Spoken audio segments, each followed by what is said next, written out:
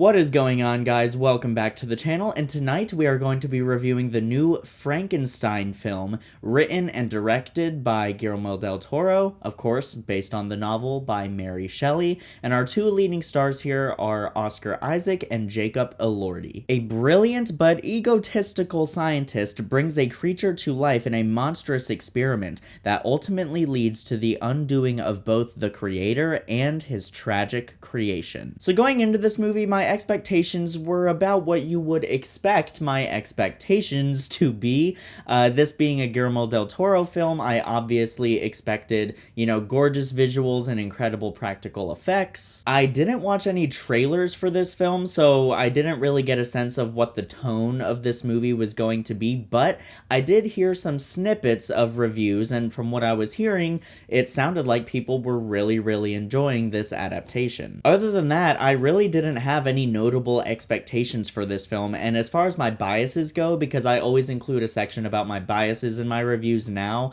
like I started that recently because, I feel like all reviewers should be open and honest about what their biases are before they actually start giving their review. But as far as my biases with this one, I only have one, and it's not even entirely applicable here. It's just that horror is my favorite genre, which, as I said in my Shelby Oaks review, I have been saying that in every video recently when it comes to my biases, because it's spooky season, so every movie I've been reviewing mostly have been horror films. So I guess I'll throw it in here too, since there's obviously some horror elements here, but it's not entirely applicable to this film in my opinion, as we're going to talk about, so just throwing it in there just in case. So with all of that said, let's go ahead and get into the review. Typically, the way I structure my reviews is I start with my criticisms, and then I end with my praises, because I always prefer to end on a positive note when it comes to film and filmmaking. Special case with this movie, I don't have any criticisms with it.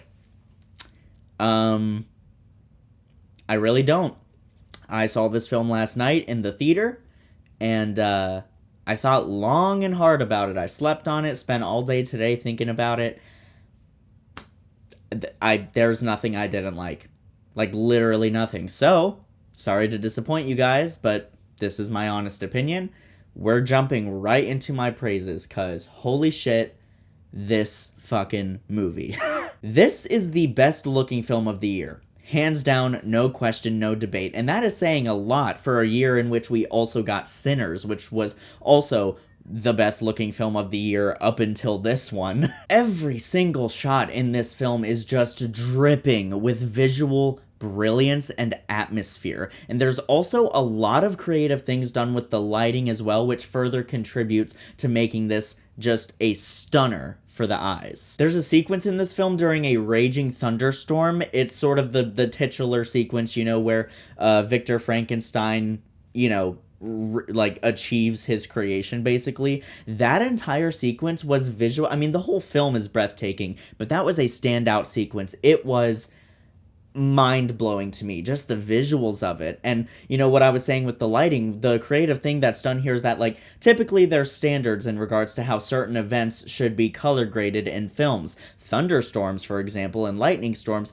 typically the color palette is a bit more muted. It's very gray, black, and white, and things like that. In this film, it was this really dark, sort of natural, earthy green, but really darkened, and it made it super eerie but also incredibly atmospheric, and it was just beautiful. They do a similar thing during a scene that takes place at night in this snow desert, basically, where they similarly included the green color grading and lighting and things like that, and I loved it. It felt so unique and so fresh, and I loved the way it made me feel in the context of the film.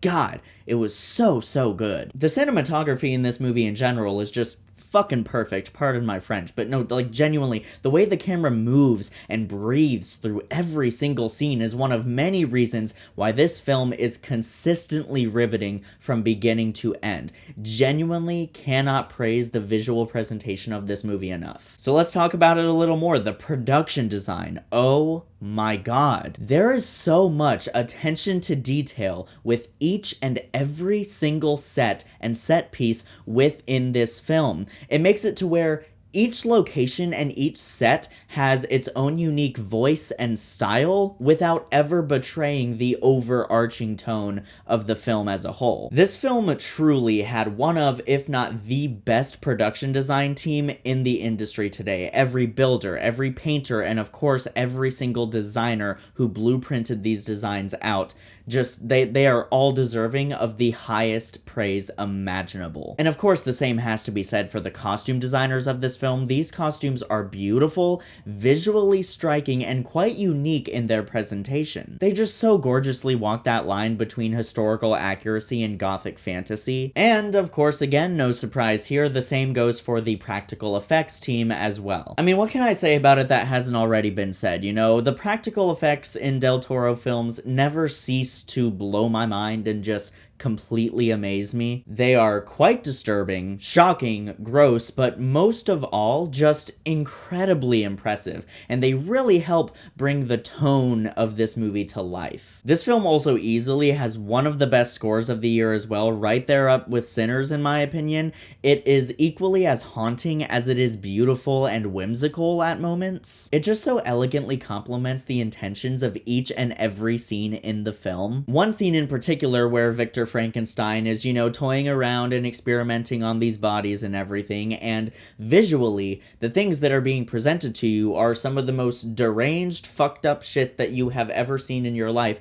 but the music is all like, like so whimsical and everything. So the music playing over it, as well as the incredibly energetic camera movements during this entire sequence, introduced a certain level of incredibly entertaining dark humor to the film, but also the score as a whole is just incredibly versatile. It has moments of pure horror, but then it also has other moments where it legitimately got me to shed tears. It was just...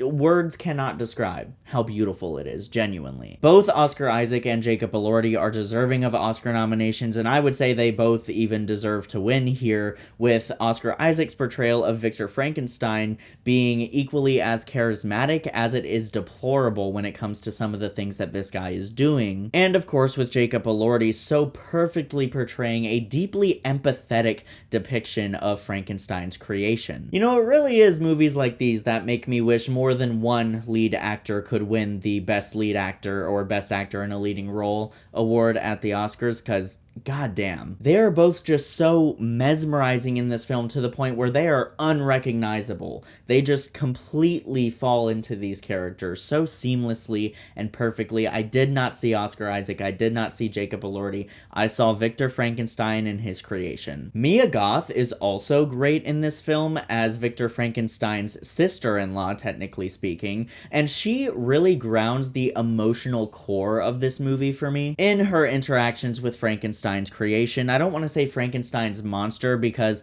if you've seen the movie, you know why I don't really want to refer to it as a monster, you know? She has one of, if not genuinely the most heartbreaking scene in the film that had me choked up. Also, can I just say, at 2.5 hours, it is remarkably impressive how well paced this film is. Every single scene just pushes the story forward constantly. I was not bored once in this film. And you would expect in a film of this length that there would be at least some scenes that, regardless of how well done they are still dragged on for way too long and could probably be cut out of the film for the sake of a shorter runtime. But that simply is not the case here. There is not a single scene in this film that I would want to remove, and also not even a single scene that I would want to trim down a little bit.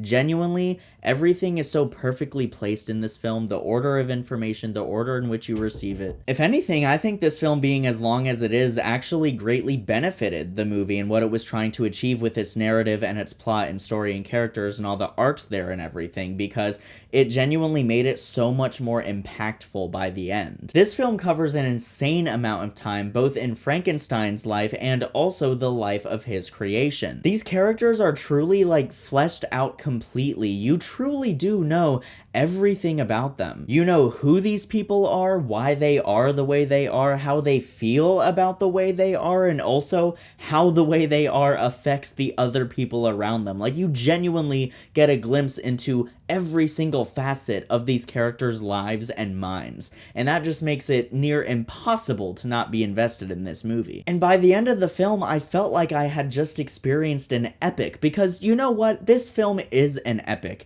You are literally seeing entire lifetimes be depicted on screen. At the end of the day, though, I think my personal favorite aspect of this movie is how it reinterprets the themes of Mary Shelley's original novel. Now, I am well aware that this film deviates quite a bit from the novel, and there's actually a fantastic video here on YouTube by a channel called Why the Book Wins. She does an incredible job in that video explaining all the differences and similarities between the original book and this newest adaptation that we have gotten. I highly recommend checking out that video. Please do watch it. My take on all of this is that this film, like every other Frankenstein film adaptation, is exactly that, an adaptation, and I think it should be expected that certain liberties and deviations are going to be implemented here. And I understand that for some novel purists, this film might annoy you because of those deviations, but in my view, we've already gotten countless Frankenstein on-screen adaptations that are very faithful to that original novel, and I personally think we're at a time where new interpretations of classic material are very much welcome. I love seeing how different people interpret such a classic story differently and how they change things up in their adaptations. Because the baseline themes of creation, power, men playing God, and the like are obviously still present in this film, and in many aspects this film also has a lot of the same messages as the novel. But by the end of the film, emotionally, what I took away from it and how it impacted me was very different, but equally great, in my opinion. I don't want to give anything away, but I found it beautiful, refreshing, and bittersweet in the best way possible. Because this film isn't concerned with the constant horror of the situation the way so many other adaptations of Frankenstein are. Instead, this film centers and grounds itself in the humanity of Frankenstein's creation, and it really explores that to its fullest potential. And that's where this film really managed to destroy me by the end. It just has such an intact, healthy beating heart at its center amid all the chaos. And I think some new themes that Guillermo del Toro brought to this adaptation are themes such as the cycle of abuse and the cycle of violence, particularly how those themes relate to family and family trauma. And honestly, not just family, but also spirituality as well, because you also have those consistent themes of creation in here. And I loved also how the film approached those themes as well, with the creator victimizing their creation and the creation resenting the creator. And all of this opens the door for some truly fascinating discussions about purpose, humanity, and confronting aspects of ourselves that we've been conditioned to keep hidden. And of course, the concept of a creation rebelling against their creator and holding their creator accountable. And all of this, everything I've talked about in this video, comes to a head at the ending of the film, which is one of the most emotionally powerful things I have seen in a cinema since I don't even fucking know when. Specifically, the final few shots were just beautiful and so gorgeous and so thematically rich. It sort of works as a callback to another standout scene in the first act of the film, and it put tears in my eyes, genuinely. I was crying by the end of this movie, and I really didn't expect that from a Frankenstein film. It got so much more existential than I ever expected it to, and than I honestly think anyone ever expected it to, but honestly, it was all the better for it, because that right there is what elevated this film to a whole new level for me, because it justifies everything in this movie. Like, everything, literally everything. The length of the film, the amount of time we spent exploring the differing perspectives of Victor Frankenstein and his creation. And the way it all ties back together, both at the beginning of the film and the end of the film especially, was just perfect. I very rarely use that word in regards to movies, but holy shit, it was perfect. I loved it.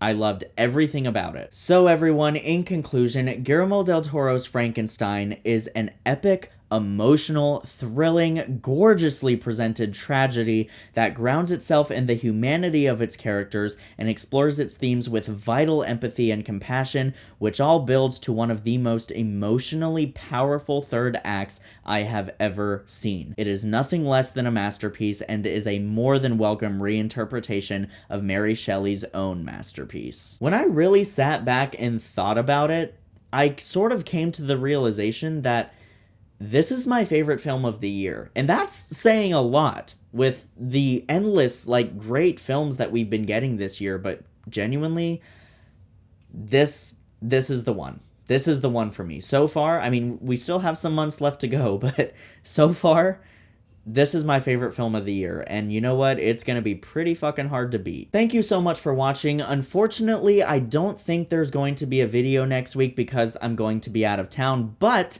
on October 31st, that's right, Halloween Day, the film that I recently wrote and directed, The Coldest Serving, is going to be publicly available on the Headspace Productions YouTube channel. That is the official YouTube channel for my independent production company, Headspace Productions, and yes, you heard me right, my film that I wrote and directed is going to be on that channel on October 31st. Technically, during the nighttime on October 30th, because it's dropping at midnight, so technically dropping on the 34th. You guys know what I mean. So please be sure to subscribe to that channel and turn on those bell notifications, not only so that you can watch the film, but there's also a lot of other great content over there, behind the scenes interviews and things like that. And we also have some equally exciting things coming up very soon. We were able to have a public screening for this movie in an actual movie theater and also hold an official Q&A panel with the entire cast and crew, which was honestly life-changing for me. But we were also able to film that entire Q&A, so that will be released to the Headspace Productions YouTube channel probably a week or so after the film comes out, just so all of you have a chance to watch it. So if you would like to support me in any way when it comes to my creative endeavors in the worlds of film and theater, definitely go over there and subscribe. Thank you all so much as always for watching. I will see you in the next video, and until then, keep writing, keep shooting, and keep editing.